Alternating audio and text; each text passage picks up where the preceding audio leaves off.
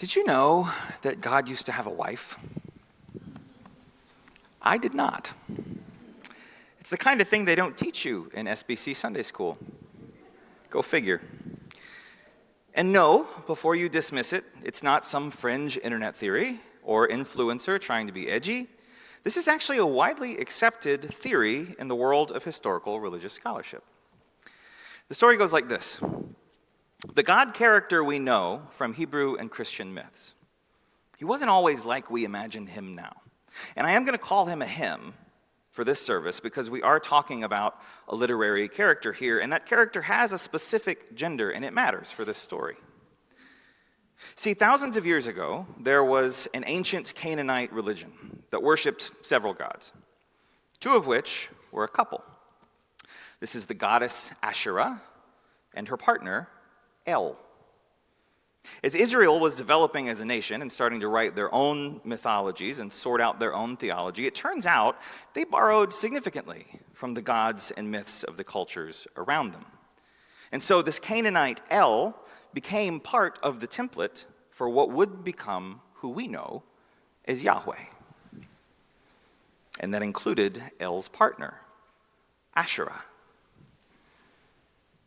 I know it's not what most of us were taught, but ancient images and inscriptions indicate that for a very long time, a lot of Israel worshipped not only Yahweh, but Yahweh and Asherah. And in all the prophetic literature we have from this period, it doesn't look like anybody had a problem with that. There were male gods and there were female gods.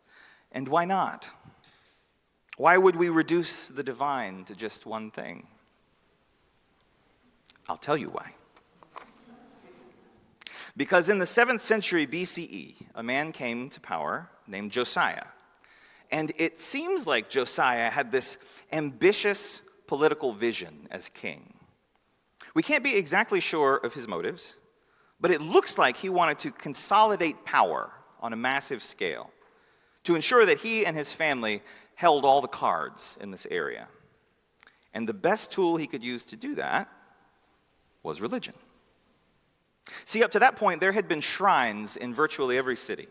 So religion was localized, and religious leadership was democratized. But Josiah, wanting to put all the power in one place, declared there was only one temple, and it was in Jerusalem, where he worked. And there was only one God, a male and a king, like Josiah, and that was Yahweh. And every other shrine was to be torn down, all the other idols destroyed, all worshipers of anyone but Yahweh condemned.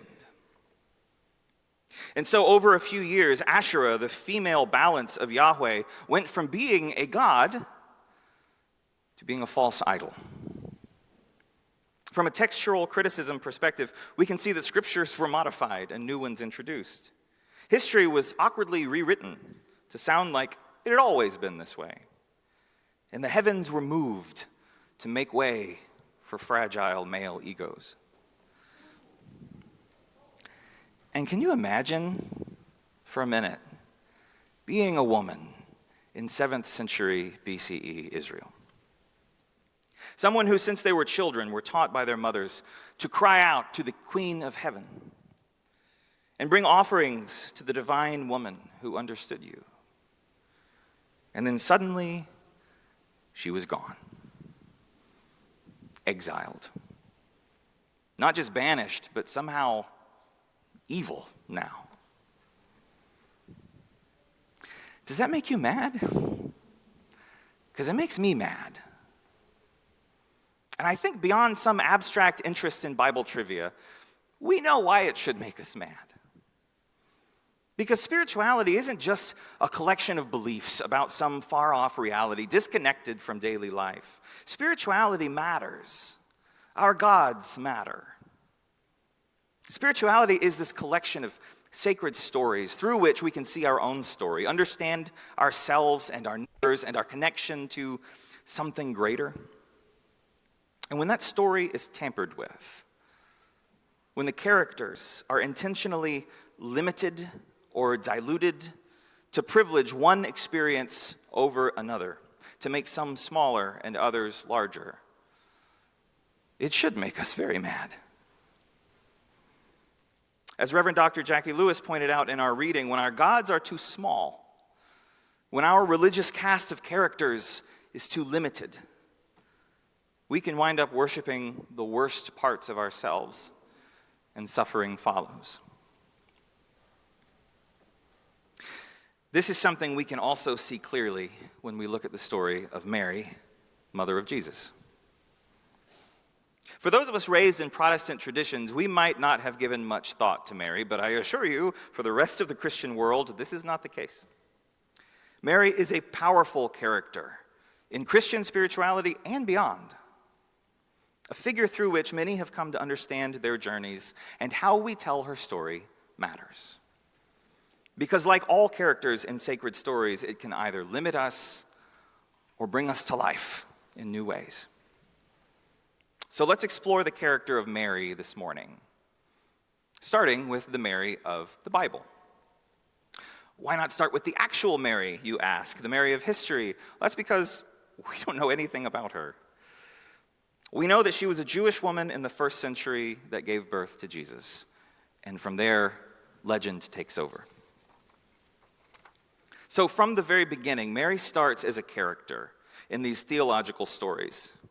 And the interesting thing a lot of us miss in these stories, even within the Bible, is that these stories are not the same. So let's start with Luke's Mary. And to understand any of these Marys, we first have to understand that first century Jesus followers weren't telling these stories to try to get 10 out of 10 on historical accuracy. They were telling these stories to create spiritual tools to navigate the questions they were facing at the time. Questions like, how do we navigate this relationship with the empire? How do we express our vision and our hope? How do we relate to our own families when they don't seem to understand what we're doing? Enter Mary. Luke's Mary is a hero. She is asking questions of God. She is finding courage and openness to allow a new, liberating reality to be born through her, even when it puts her at risk. She's witnessing these paradoxical miracles of a new world breaking into the old, and rather than trying to control them, she's pondering them in her heart.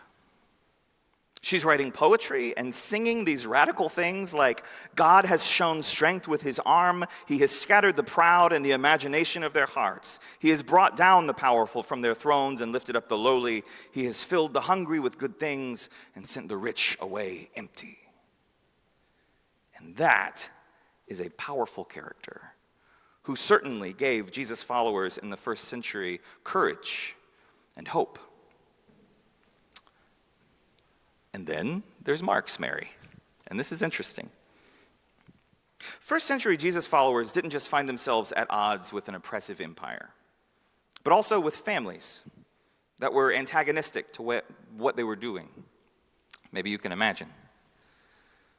To follow Jesus' way often meant having to choose between loyalty to the way of love and loyalty to the values of their families. Families who often just wanted them to follow the status quo and be obedient. And in this story, Mary serves a very different function.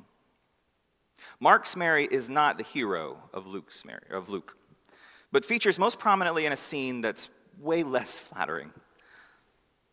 In it, Jesus is causing all this controversy, and Mary shows up along with Jesus' brothers, essentially to take him home and to put an end to all of this rabble-rousing. And in response, people tell Jesus that your mother and your brothers are here to get you. And Jesus points to his disciples and says, you want to see my real mother and brothers. It's these who hear the divine wisdom and follow the call. Ouch. Mark's Mary is not written to be a hero, but a way for first century Jesus followers to see Jesus' tension with his own family and say, oh, it's not just me. And then there's the Gospel of Matthew, which I'm not going to spend time with here because Mary is such a passive and voiceless character in this story. She's in it, sure, but it's Joseph who takes all the initiative and does all the things. And then there's John, who doesn't even give Mary a name, just the mother of Jesus. And in John, there's this interesting dynamic here where we don't really have time to get into, but it's more of a give and take. She and Jesus will fight and disagree, but they're coming from the same place. It's where we get the wedding at Cana, where it's clear they want the same thing, they just can't really agree on how. And it's almost like this first century author is giving us a model for how we might relate to our own mentors and mothers in the faith. With respect, but also honesty. We can disagree. And that's it. That's the Mary of the Bible. Well, I suppose I should say those are the Marys of the Bible because they are decidedly not the same character in all of these stories. And that brings us to the next Mary, the Mary of patriarchy. And get ready because like the story of Asherah, this might make you mad. So just as first century Jesus followers are using Mary as this archetype for them to explore their relationship to family and empire, almost immediately, other Christians start using her as an archetype for shame and control. They don't erase her, or they don't demonize her like they did with Asherah or even Mary Magdalene, but they did start to distort her character into something that suited their own purposes, protected their own power. And that's something very different than the Marys that we see in Luke or Mark. First, there's this issue of her virginity. And I think it's important to note that this whole idea of a virgin birth likely comes from an interesting series of misunderstandings. In the Hebrew Scriptures, there's this verse in Isaiah talking about how a king will come and restore Israel. And the author says, "Behold, the young woman is with child and shall bear a son and shall name him Emmanuel." And when this is translated into Greek, young woman is translated virgin, which, to be fair, is one of several possible connotations. But when the author of the Gospel of Matthew is trying to paint Jesus as this grand fulfillment of ancient prophecies, he pulls from the Greek text rather than the Hebrew. And so Mary, to match the prophecy, has to be a virgin when she gives birth. Luke pulls from the same tradition. But other than those two, no one else, not Mark or John or Paul, seemed to care about this enough to mention it. Now, there are some beautiful, poetic directions that you can take this archetype of the Virgin Mary, this idea that divine reality can break through into the empire's reality through unprecedented and unexpected ways. Or even an anti-patriarchal reading, that women need not rely on men to give birth to something new and creative. But Orthodox patriarchal Christianity was not interested in those readings. Patriarchy, you see, has a fear of women's sexuality. And this virgin mother serves that fear perfectly. It goes back to this idea of male ownership of women to ensure that offspring are actually yours. And the best way to be sure of that is to restrict women's sexuality and their ability to express it. And so Mary comes to embody that dynamic in the unhealthiest way. She is presented for women to internalize this story of shame. Women should be like Mary, they say. Don't be sexual. That will make you good. And then secondly, there's this question of Mary's obedience. As Orthodox Christian tradition starts to take shape, Mary becomes defined by her obedience, the let it be, and the I am the handmaiden of the Lord. Forget the questioning of the angel or the song about pulling rich people down from their power, but she's reduced to obedience. And this comes from this specific second century idea that became popular that compares Mary with Eve. And this is interesting. It goes like this. Eve listened to the snake and was disobedient to God, and so death entered the world. Whereas Mary listened to the angel and was obedient to God, and resurrection entered into the world. Mary then, because she was obedient, becomes what they will call the new Eve. And again, the Orthodox patriarchy can really use this. Just listen to God and do what you're told. And by God, we mean us. That is the stuff empires are made of. And so Mary becomes this archetype of obedience in the unhealthiest way. And between her perpetual virginity and her humble obedience, that is where we get this Mary that so many of us inherited. a figure who is meek and mild and is, as Mary Gordon once wrote, a stick to beat smart girls with. And you might be thinking, okay, well then maybe we're ready to set this whole thing aside. It's done more harm than good. But hold on, because there's one more piece to this. Yes, there is the Mary of patriarchy, and there are the Marys of the Gospels, but more importantly, there is the Mary that would come after. And this is, as Richard Rohr once called her, the Mary of mythic imagination. In her book, Wild Mercy, spiritual teacher and feminist mystic Mirabai Starr tells this story. When Christianity collided with indigenous religions, a kind of nuclear fusion unfolded between the Earth Mother and the Mother of Christ. The apparition known as Our Lady of Guadalupe from the Valley of Mexico is a particularly potent example. This hybrid of Mother Mary and Tonzentin, the mother of corn in Aztec tradition, appeared on the exact spot where the Nahuatl people had been worshiping the fertility goddess for millennia. And she first spoke to an indigenous farmer in his own language. Her skin was dark like their own, yet her features were European, and she wore the traditional pre-Columbian maternity sash, but also a mantle of stars, like the Virgin Mary, and made it clear that she was mother of all people and that her task was to delight and love us, to give us shelter, to comfort our hearts, and to protect us. And Our Lady of Guadalupe is one of many, many forms that Mary has taken over the years.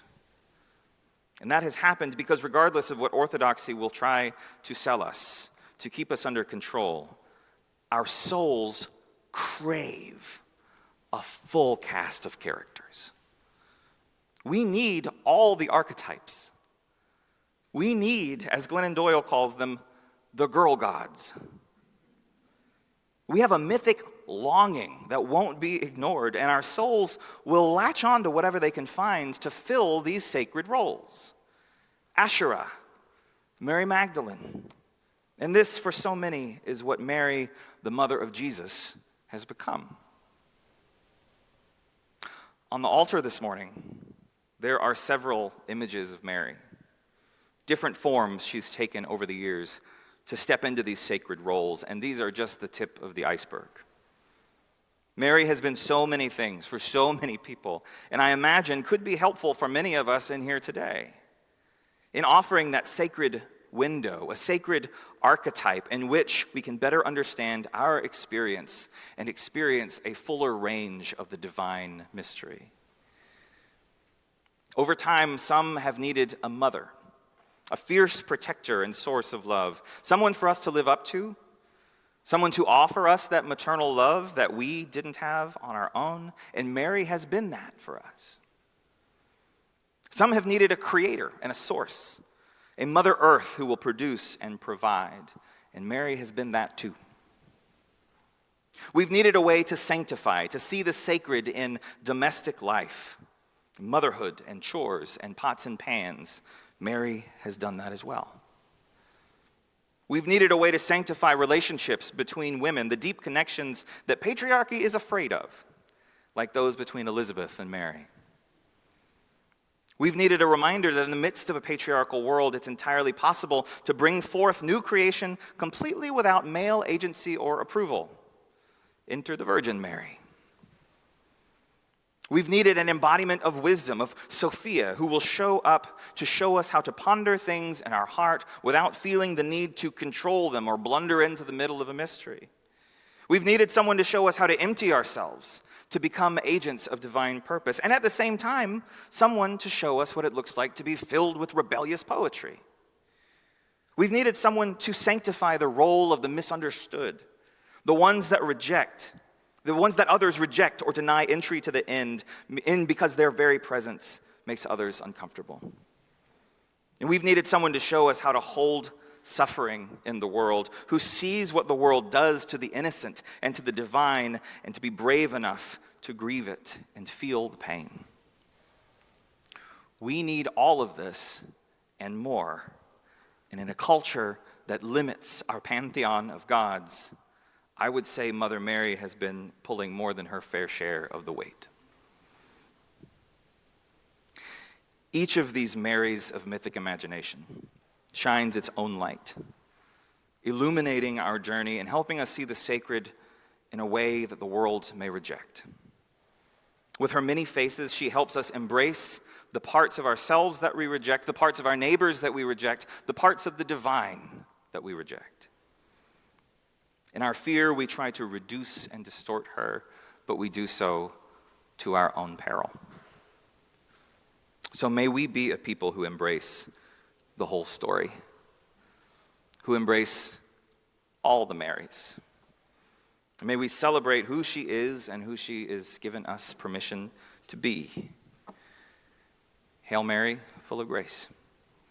Amen.